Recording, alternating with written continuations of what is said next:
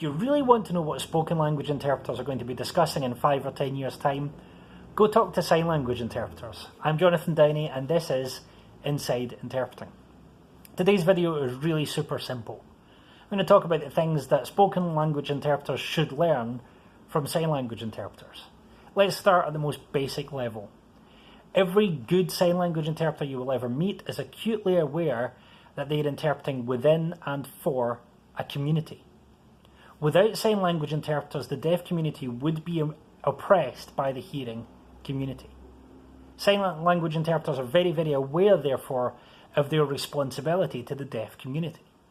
Spoken language interpreters historically have shied away from such language because we don't like to think that we might breach neutrality or have to think about the communities within which we work. But that becomes a betrayal in itself.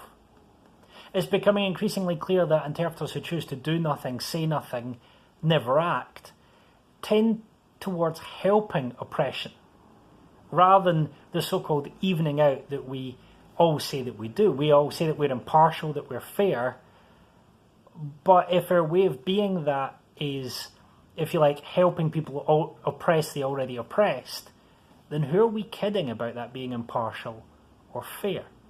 Conference interpreters like to think that they're outside of this, but when you're interpreting at a conference, you're interpreting within a business community or some kind of business society. We never get away from interpreting within a community, and therefore we can never get away from our responsibility to that community.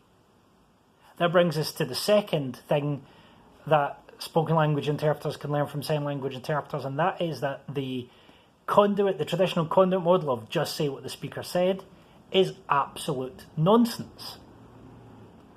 The amazing thing about sign languages is that there's such an awareness of what happens when you cross modalities and go from a sign language to a spoken language, that the whole idea of the conduit model is becoming entirely alien to good interpreting practice. Couple that with the awareness that you're always interpreting within and for a community, and suddenly the responsibility of the interpreter grows exponentially.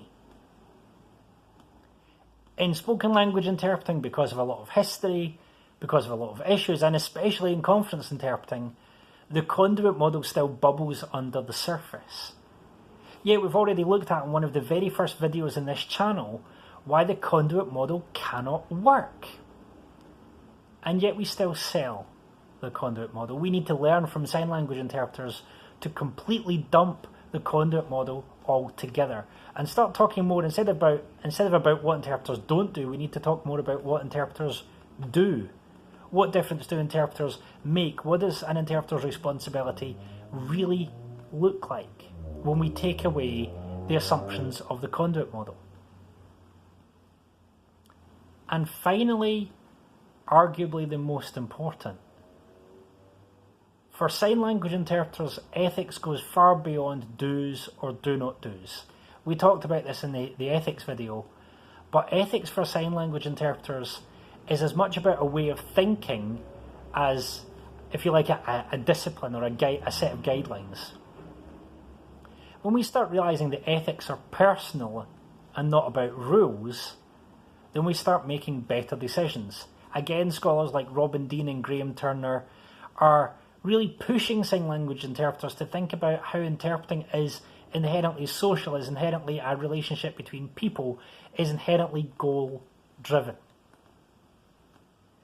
When spoken language interpreters, especially conference interpreters, begin to rethink their ethics in those terms, although it sounds dangerous, they begin to not just appreciate the difference that they make and their importance, they begin to appreciate their responsibilities too, and hold them with much more confidence, hold them with much more wisdom.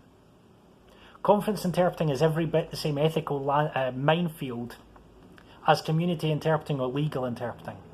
And the more we appreciate that, the better things go. I'm Jonathan Downey, and this is Inside Interpreting.